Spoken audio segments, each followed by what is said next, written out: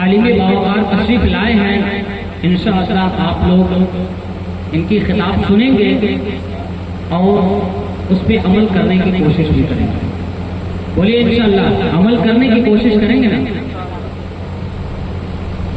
آپ لوگ اتنی دیر سے محفل چلتے چلتے یہاں تک پہنچ گئی، لیکن اسٹیج والوں کو ابھی ذرا سا بھنک نہیں لگا کہ آپ لوگ بیداری کی حالت میں محفل سماعت فرما رہے ہیں۔ ایسا لگ رہا ہے کہ سب لوگ نیند میں بیٹھے ہیں، یہاں پہ سب لوگ نیند میں بیٹھے ہیں، کوئی سبحان اللہ ماشاءاللہ بول ہی نہیں رہا۔ یہاں میلاد کی محفل ہے تو ایسا نہیں کہ جو اسٹیج پہ سن رہے ہیں انہیں کو صرف ثواب ملے گا، ایسا نہیں ہے۔ یہاں اسٹیج پہ جو پڑھ رہے ہیں ان کو ثواب ملے گا، بلکہ جو محفل میں شامل ہیں سب کو ثواب ملے گا، جو محفل میں شامل ہیں سب کو ثواب ملے گا۔ آپ لوگ سبحان اللہ ماشاءاللہ بولتے رہیں تاکہ آپ لوگ بھی ثواب کے حقدار ہو جائیں، اور ہم تو نہیں ہیں کیونکہ اللہ اور اس کے رسول کا ذکر کر رہے ہیں۔ ایک کو تھوڑا کم کر دیجیے، ایک کو کم کر دیجیے۔ Hello hello hello hello hello, ہلکا تھا، ٹھیک ہے ٹھیک ہے۔ ہیلو، آواز تھوڑا بڑھا دیجیے۔ ہیلو، الحمدللہ الحمدللہ نحمدہ ونستعینہ ونستغفرہ ونؤمن بہ ونتوکل علیہ ونعوذ باللہ من شرور انفسنا ومن سیئات اعمالنا، من یہدہ اللہ فلا مضل له ومن یضلل فلا ہادی له، ونشهد ان لا اله الا الله وحده لا شريك له، ونشهد ان سيدنا مولانا محمد عبده ورسوله، اما بعد فاعوذ بالله من الشيطان الرجيم، بسم الله الرحمن الرحيم،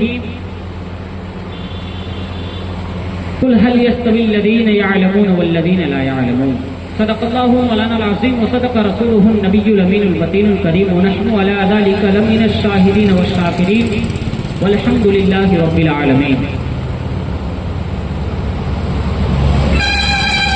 جب علم ہی نہیں تو عمل کیا ہوگا؟ شاید کہتا ہے کہ جب علم ہی نہیں تو عمل کیا ہوگا؟ جس بیاں میں شجر ہی نہیں تو پھل کیا ہوگا؟ جس بیاں میں شجر ہی نہیں تو پھل کیا ہوگا؟ شاعر کا کہنے کا مقصد یہ ہے کہ جب علم ہی نہیں تو عمل کیا ہوگا؟ جب انسان کے پاس علم ہے ہی نہیں تو کیا عمل کرے گا؟ علم کے ذریعے عمل ہوتا ہے، اور جب علم رہے گا تو عمل کریں گے۔ معزز سامعین اکرام، خطبہ مسنونہ کے بعد جس آیت کریمہ کی تلاوت کرنے کا شرف حاصل کیا، ہر واعظ، ہر مقرر، ہر خطیب کا یہ انداز ہوتا ہے، یہ عنوان بناتا ہے آیت کریمہ کو۔ اللہ تبارک و تعالیٰ کے مقدس کلام سے ہر مقرر اپنا عنوان بناتا ہے ایک آیت کو۔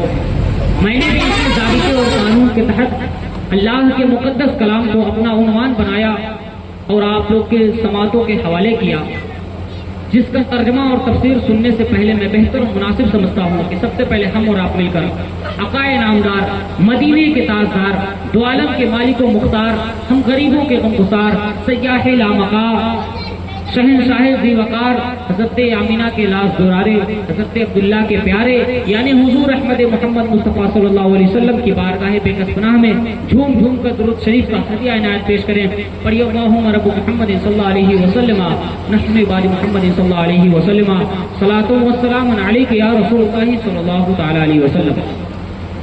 اللہ تبارک و تعالیٰ قرآن مجید میں ارشاد فرماتا ہے، قل هل يستوي الذین یعلمون والذین لا یعلمون۔ اے محبوب، اللہ تبارک و تعالیٰ اپنے محبوب سے ارشاد فرماتا ہے کہ اے محبوب، آپ لوگوں سے فرما دیجئے کیا جاننے والے اور نہ جاننے والے برابر ہیں؟ کیا جاننے والے اور نہ جاننے والے برابر ہیں؟ کیا علم والے اور بے علم والے برابر ہیں؟ اللہ تبارک و تعالیٰ حبیب سے فرماتا ہے۔ تو آپ اس آیت سے اندازہ لگائیے کہ کیا علم والا اور بے علم والا برابر ہو سکتا ہے؟ کیا ایک جانکار انجان سے، نہ جاننے والے سے برابر ہو سکتا ہے؟ نہیں ہو سکتا، کیونکہ علم روشنی ہے اور جہالت تاریکی ہے. علم روشنی اور جہالت تاریکی ہے. اور روشنی تاریکی کا مطلب اندھیرا. روشنی اندھیرے سے برابر نہیں ہو سکتی. روشنی اور اندھیرا دونوں برابر نہیں ہوتی. اور علم وہ روشنی ہے، علم وہ دولت ہے جسے انسان پا کر کے مہذب ہو جاتا ہے. علم وہ دولت ہے جسے انسان پا کر کے مفتی ہو جاتا ہے. علم وہ دولت ہے جسے انسان پا کر کے باادب ہو جاتا ہے. اور علم وہ دولت ہے جسے انسان پا کر کے والدین کی عظمت کو پہچانتا ہے. معزز سامعین کرام، علم اور بے علم والے کبھی برابر نہیں ہو سکتے. اور اللہ تبارک و تعالیٰ نے یہ پہلے ہی قرآن میں فرما دیا. اگر یہ بات کوئی عالم ارشاد فرماتا، اگر یہ بات کوئی عالم کہتا کہ علم والے اور بے علم والے برابر نہیں ہو سکتے، تو لوگ اعتراض کرتے اس پر کہ عالم صاحب کو کچھ جانکاری کیا ہو گئی تو ہمیں جاہل ہی کہنے لگے. اگر یہ بات کوئی عالم اپنی طرف سے کہتا تو لوگ اعتراض کرتے کہ مولانا صاحب کو تھوڑی جانکاری ہو گئی ہمیں جاہل ہی کہنے لگے. آپ سوچیے لوگ اعتراض کرتے کہ نہیں کرتے. لیکن یہاں کوئی عالم نہیں کہہ رہا، یہاں خود اللہ تبارک و تعالیٰ قرآن مجید میں ارشاد فرماتا ہے. اے محبوب، آپ ارشاد فرما دیجئے کیا علم والے اور بے علم والے برابر ہو سکتے ہیں؟ ہرگز برابر نہیں ہو سکتے، کیونکہ علم روشنی ہے اور جہالت تاریکی ہے. علم روشنی ہے اور جہالت تاریکی ہے. علم والے اور بے علم والے کبھی برابر نہیں ہو سکتے.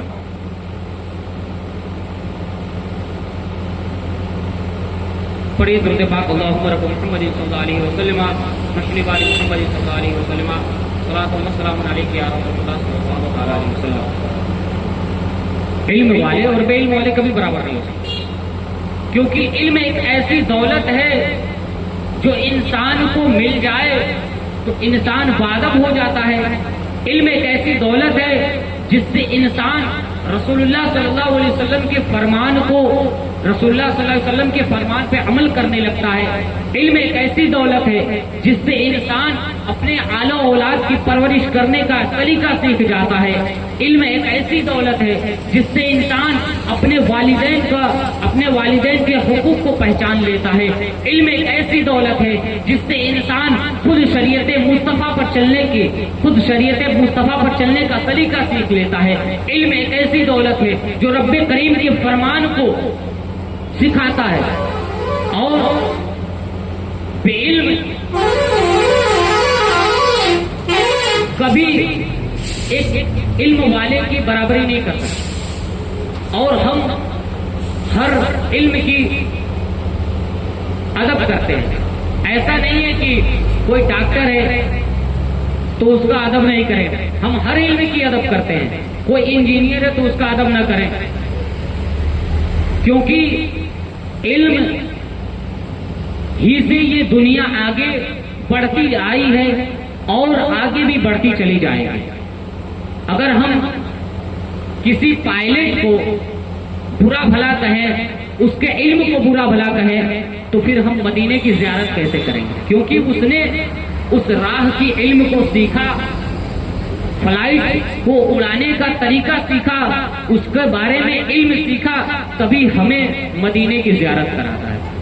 تبھی ہم مدینے کی زیارت کر پاتے ہیں، مکہ مکرمہ کی زیارت کر پاتے ہیں. اور جتنے بھی علم ہیں، جتنے بھی علم والے ہیں، ہم ان کو برا بھلا نہیں کہہ سکتے، کیونکہ سب کچھ نہ کچھ ہمارے لیے فائدے اور ہمیں زندگی گزارنے کے جو احباب، زندگی گزارنے کے جو ذرائع ہیں، سب ہم تک پہنچاتے ہیں. اور رسول اللہ صلی اللہ علیہ وسلم نے ارشاد فرمایا کہ طلب العلم فریضۃ علی کل مسلم و مسلمہ. علم دین حاصل کرنا ہر مسلمان مرد عورت پر فرض ہے. اس حدیث سے پتا چلا کہ علم حاصل کرنا ہر مسلمان مرد عورت پر ضروری ہے. سب کو علم حاصل کرنا چاہیے، کیونکہ جب ایک انسان علم دین حاصل کرے گا تو اپنے بیوی کے حقوق کو پہچانے گا. جب ایک انسان علم دین حاصل کرے گا تو اپنے آل و اولاد کو پرورش کرے گا. جب ایک انسان علم دین حاصل کرے گا تو اپنے والدین کی عظمت کو پہچانے گا. اسی طرح اگر بیوی علم دین حاصل کرے گی تو اپنے شوہر کے حقوق کو پہچانے گی. اگر بیوی علم دین حاصل کرے گی تو بال بچوں کی پرورش کرے گی. اگر بیٹے علم دین حاصل کریں گے تو والدین کی عظمت کو پہچانیں گے. تو پتہ یہ چلتا ہے کہ علم دین سب کو حاصل کرنا چاہیے. لیکن آج ہم علم دین سے دور ہوتے جا رہے ہیں. آج ہم علم دین سے دور ہوتے جا رہے ہیں. اب دین کا علم ہم پر سیکھنا فرض ہے لیکن ہم کوشش نہیں کرتے اور دنیا کی رنگینیوں میں مست رہتے ہیں. حضور صلی اللہ علیہ وسلم نے ارشاد فرمایا کہ کل قیامت کے دن اللہ تبارک و تعالی عابدوں کو، عبادت کرنے والوں کو فرمائے گا، جہاد کرنے والوں سے فرمائے گا کہ تم جنت میں جاؤ. اور عالم دین وہاں عرض کریں گے اے رب کریم، یہ عابد ہمارے علم کے ذریعے عبادت کیا کرتا تھا، یہ جہاد کرنے والا ہمارے علم کے ذریعے جہاد کیا کرتا تھا، ان کو جنت میں جانے کا حکم دیا. تو اللہ تبارک و تعالی ارشاد فرمائے گا کہ اے عالموں، تم میرے نزدیک میرے بعض فرشتوں کی طرح ہو، میرے بعض فرشتوں کی طرح ہو. اب یہاں فرشتوں کی طرح ہو، اب ایک انسان اور فرشتہ برابر تو نہیں ہو سکتا. اللہ تبارک و تعالیٰ نے فرما دیا کہ اے عالموں، تم یہاں میرے بعض فرشتوں کے مثل ہو، فرشتوں کی طرح ہو. تو یہاں مراد یہ لیا جائے گا فرشتوں کے مثل ہو، مراد یہ ہے کہ تم شفاعت کرو گے، کیونکہ فرشتے شفاعت کرتے ہیں. فرشتے ہمارے لیے مغفرت کی دعا کرتے ہیں، شفاعت کرتے ہیں. تو عالم دین بھی قیامت کے دن شفاعت کریں گے اور رب تبارک و تعالیٰ حکم دے گا عالموں کو کہ تم شفاعت کرو. اور عالم دین قیامت کے دن شفاعت کریں گے اور لوگوں کو جنت میں لے کر جائیں گے. بول دیجئے مچل کے سبحان اللہ. کتنی خوش نصیبی کی بات ہے کہ آپ کے خاندان میں ایک چھوٹا سا حافظ قرآن ہو، چھوٹا بچہ حافظ قرآن ہو، ایک عالم دین ہو، اور کل قیامت کے دن میدان محشر میں آپ کا ہاتھ پکڑ کے اور جنت کی طرف لے جائے. کتنی خوش نصیبی کی بات ہے. لیکن علم دین سے آج لوگ دور ہوتے جا رہے ہیں. سب سوچتے ہیں کہ ہمارا بچہ انجینئر ہی بنے، ڈاکٹر ہی بنے، کیونکہ انجینئر ڈاکٹر بننے میں پیسہ ہے، پیسہ کمائیں گے، زندگی کی رنگینیوں میں، دنیا کی رنگینیوں میں مست رہیں گے. میرے ملت کے نوجوانوں، یہ سوچ بالکل نیگیٹو سوچ ہے. اپنے سوچ کو پازیٹو بنائیے، پازیٹو سوچ بنائیے. اپنے آل و اولاد کو حافظ قرآن بنائیے، عالم دین بنائیے، مدرسے کی راہ دکھائیے، دین اسلام کی راہ دکھائیے. انشاءاللہ آپ دنیا میں بھی کامیاب رہیں گے اور آخرت میں بھی کامیاب رہیں گے. آپ دنیا میں بھی کامیاب رہیں گے اور آخرت میں بھی کامیاب رہیں گے. اور عالم دین میدان محشر میں شفاعت کر کے لے جائیں گے.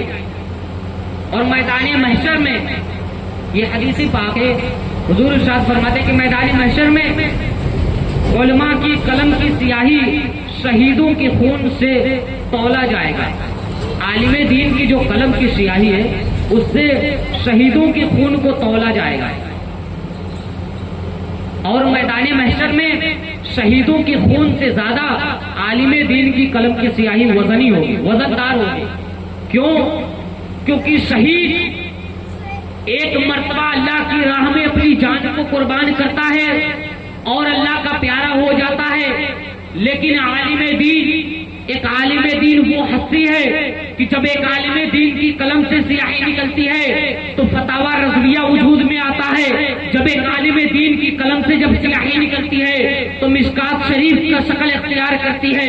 جب ایک عالم دین کی قلم کی سیاہی نکلتی ہے تو بخاری شریف وجود میں آتی ہے. جب ایک عالم دین کی قلم سے سیاہی نکلتی ہے تو ابو داؤد شریف حدیث پاک وجود میں آتا ہے، اور جب ایک عالم دین کی قلم سے سیاہی نکلتی ہے تو الدولۃ المکیہ، علم غیب کی، ثبوت علم غیب کی پہاڑ قائم ہو جاتا ہے۔ الدولۃ المکیہ ثبوت علم غیب پر کتاب ہے، یہ صرف اور صرف ثبوت علم غیب پر ہے۔ جب ایک عالم دین کی قلم کی سیاہی نکلتی ہے تو لوگوں کے لیے قیامت تک کے لیے مشعل راہ ہو جاتی ہے، ہدایت کا راستہ، اور اسی لیے عالم دین کو افضل کہا گیا ہے۔ شہیدوں کے خون سے زیادہ عالم دین کی قلم کی سیاہی افضل ہے۔ اور علم دین حاصل کرنا بھی بہت ضروری ہے، کیونکہ بنا علم کے زندگی کی گاڑی بھی نہیں چلے گی اور آخرت کی گاڑی بھی نہیں چلے گی۔ آپ کو ایک چھوٹا سا چٹکلا بتا دیتا ہوں، اس سے آپ کو اندازہ لگ جائے گا کہ علم کی اہمیت کتنی ہے۔ آج ہم میلاد شریف کی محفل میں تو بیٹھتے ہیں، لیکن ہمارے ذہن ادھر ادھر رہتے ہیں، کہیں کوئی کچھ دیکھ رہا ہے، کوئی کچھ دیکھ رہا ہے، کسی کے ذہن میں بزنس چل رہا ہے، کسی کے ذہن میں آل و اولاد چل رہا ہے۔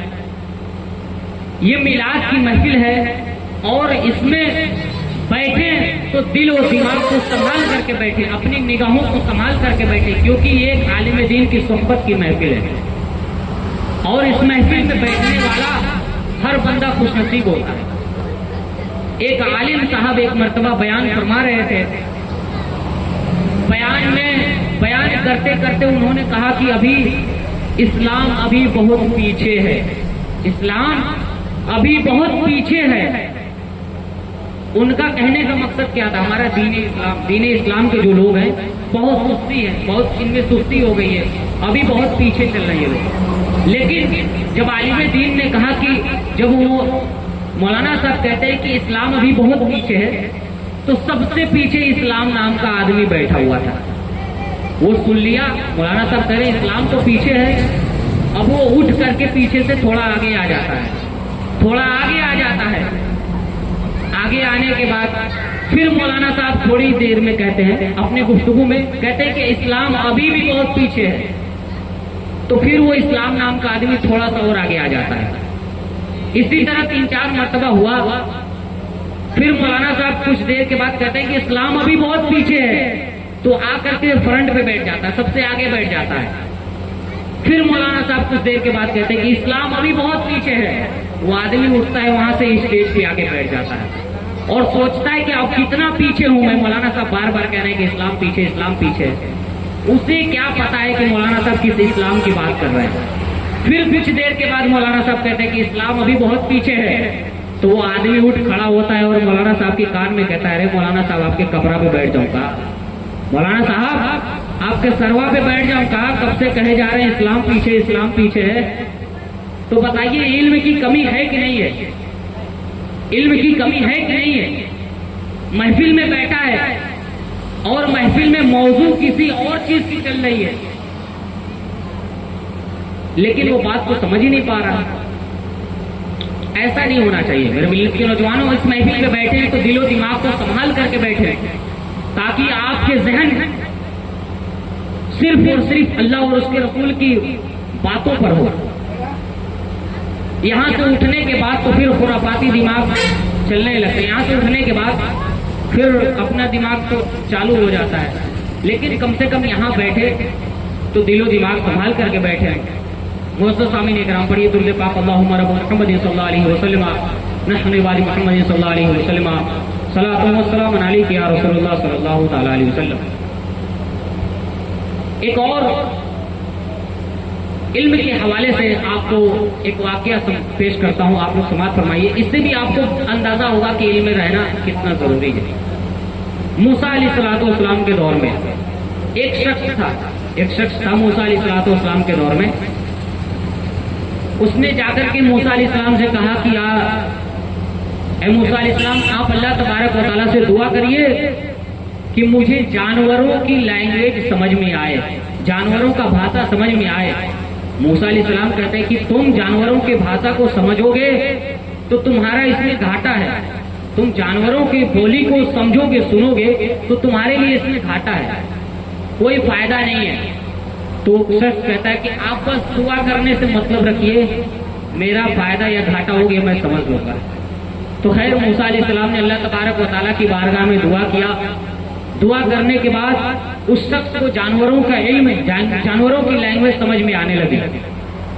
उसके पास 4 जानवर थे, एक घोड़ा, एक गाय, एक कुत्ता और एक मुर्गी। तो एक दिन वो अपने घर में बैठा खाना खा रहा था। खाना खाते खाते गोश्त की हड्डी कुत्ते के सामने फेंका। कुत्ते के सामने फेंका तो कुत्ता दौड़ते हुए हड्डी की तरफ जा रहा था। इतने में मुर्गा छलांग लगा करके हड्डी लेकर के फरार हो गया। फरार हो गया तो अब कुत्ता कहता है कि मालिक ने मेरे लिए हड्डी फेंकी, तुमने क्यों उठाया, तुम क्यों उठाए। और ये सब वो आदमी सुन रहा था, जानवर की लैंग्वेज सुनने की उसमें ताकत और कुव्वत आ गई थी। ये सब बातें वो सुन रहा था जो कुत्ता और मुर्गा बोल रहे थे, अपने बात कर रहे थे, वो सब सुन रहा था। तो कुत्ता कहता है कि तुमने मेरी हड्डी क्यों उठाई, ये मालिक ने मेरे लिए भेजे हैं खाने के लिए, मेरे लिए फेंके। तो मुर्गा कहता है कि घबराओ मत, कल मालिक का घोड़ा मरने वाला है, और घोड़ा मरेगा तो फलाने जंगल में मालिक उसको फेंकेंगे। जब वो फेंक देंगे तो तुम जाकर के दिन भर घोड़े की मांस खाते रहना। अब मुर्गे ने जब इतना कहा तो मालिक सुन लिया। सुनने के बाद अफसोस में हो गया कि कल मेरा घोड़ा मर जाएगा। तो फौरन उस घोड़े को नहला धुला करके एकदम फ्रेश करके मार्केट में ले जाके बेच देता है। मार्केट में ले जाकर के बेच देता है। कहता है कि कल मर ही जाएगा, इससे आज कुछ इसकी कीमत मिल जाए। मार्केट में ले जाकर के बेच देता है। अब कुत्ता मुर्गे से कहता है कि ऐ नादान, मालिक ने तो घोड़े को बेच दिया, कैसे घोड़ा मरेगा और कैसे मैं इसकी मांस खाऊंगा। तो फिर मुर्गा कहता है कि ऐ कुत्ते, घबरा मत, घोड़े की मौत मालिक की बैल पर टाल दिया है अल्लाह तबारक व तआला ने। अब कल मालिक का बैल मरेगा। घोड़ा तो चला गया, घोड़े की मौत बैल पर टल गई है, कल घोड़ा मालिक का बैल मर जाएगा। तो फिर मालिक सुन लेता है कि कल मेरा बैल मर जाएगा। फिर वो क्या करता है कि बैल को नहला धुलाकर फ्रेश करके ले जाके मार्केट में बेच देता है। बेचने के बाद फिर घर आता है। फिर कुत्ता कहता है कि हे मुर्गे, मालिक ने तो बैल को भी बेच दिया, अब मैं किसका मांस खाऊंगा। तो मुर्गा कहता है घबराओ मत, कल मालिक ही मर जाएंगे। अल्लाह तबारक व तआला ने बैल की मौत को मालिक पर दे दिया, कल मालिक ही मर जाएंगे। मालिक बहुत मालदार है, लगातार दावत होती रहेगी, तुम लगातार खाते रहना। तो मालिक सुन लेता है। सुनने के बाद हजरत मूसा अलैहिस्सलाम के पास जाता है, कहता है कि हुजूर, मुर्गे ने और कुत्ते में ऐसी गुफ्तगू चल रही थी, मैंने सुना। उन लोगों ने कहा, मुर्गे ने कहा कि कल मेरी मौत हो जाएगी। तो हजरत मूसा अलैहिस्सलाम ने फरमाया कि ऐ नादान, दरअसल वो मौत घोड़े की ही थी, दरअसल वो मौत घोड़े की थी। तुमने घोड़े को बेच दिया तो वो बैल पर टल गई, तुमने बैल को बेच दिया तो अब वो तुम्हारे ऊपर टल गई। मूसा अलैहिस्सलाम ने कहा था कि तुम्हें मैंने बताया था ना कि जानवरों की लैंग्वेज को मत सुनो समझो, तुम्हारा ही घाटा है, अब जाओ तुम्हारी मौत पक्की है। तो इससे पता चलता है कि एक आलिम दीन जब स्टेज पर कुछ बयान करता है, जब एक आलिम दीन कुछ नसीहत करता है तो लोग उस पर अमल नहीं करते, उसको हवे में ले लेते, हल्के में ले लेते हैं। अरे छोड़ो, मौलाना साहब का तो कहने के काम ही है, कहने दो, कह रहे हैं तो आज कहेंगे, आधी घंटा में पक करके चले जाएंगे अपने घर। अब वहां आप गौर करें कि उसके लिए कितनी संजीदगी की बात है कि कल उसी की मौत हो जाएगी। यहाँ उसके पास इल्म होता है इसके बारे में तो वो जिद नहीं करता मूसा अलैहिस्सलाम की बारगाह में। और आजकल हमारे हालात भी कुछ ऐसे हैं, हम किसी आलिम दीन की ना सुन करके किसी जाहिले के पीछे दौड़े रहते हैं। कोई टोपी लगा लिया, दाढ़ी रख लिया तो उसके पीछे दौड़े, हाफिज जी कह रहे हैं, मौलवी साहब कह रहे हैं, पता चला कि उसके टोपी के नीचे कुछ है ही नहीं, टोपी के नीचे कुछ है ही नहीं और उसी के पीछे दौड़े जा रहे हैं। یہ بھی علم کی کمی ہے. ایک عالم دین کو نہ پہچاننا یہ بھی علم کی کمی ہے. عالم دین کو کیسے پہچانیں گے؟ جب آپ کے پاس علم ہوگا اور عالم دین کی اخلاق اور تعظیم کریں گے تو ان سے کچھ سیکھنے کو ملے گا.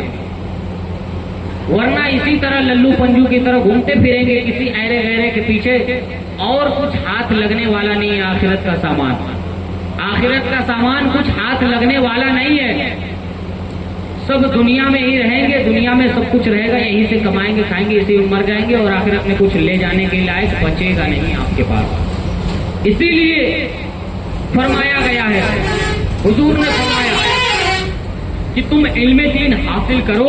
اگرچہ تمہیں چین جانا پڑے، اگر تمہیں چین جانا پڑے، دوسرے ملک جانا پڑے تو بھی تم جاؤ، لیکن علم دین حاصل کرو. کیونکہ علم کی بہت اہمیت ہے، علم کی بہت اہمیت ہے.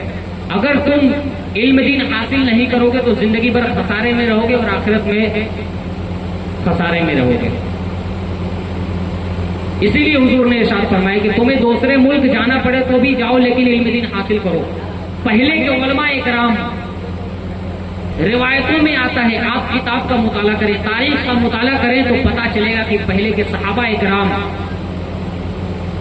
کئی سو کلومیٹر دور ایک ایک حدیث کو سننے کے لیے، ایک ایک حدیث کو یاد کرنے کے لیے جایا کرتے تھے. کئی سو کلومیٹر دور.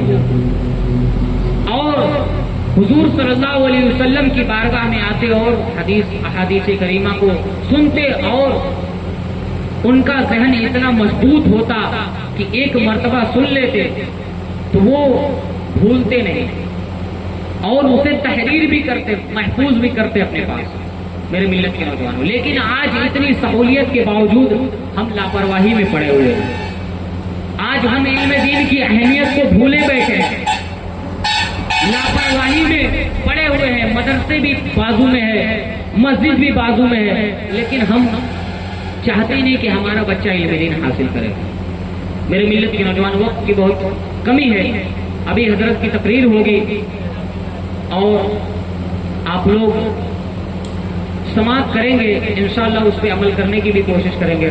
اللہ تبارک و تعالیٰ کی بارگاہ میں دعا ہے کہ میرے کہنے میں جو بھی کچھ غلطیاں ہوئی ہو سب سے پہلے مجھے توبہ کرنے کی توفیق دے. استغفر اللہ ربی من کل ذنب و اتوب الیہ وما علینا الا البلاغ. السلام علیکم و رحمۃ اللہ.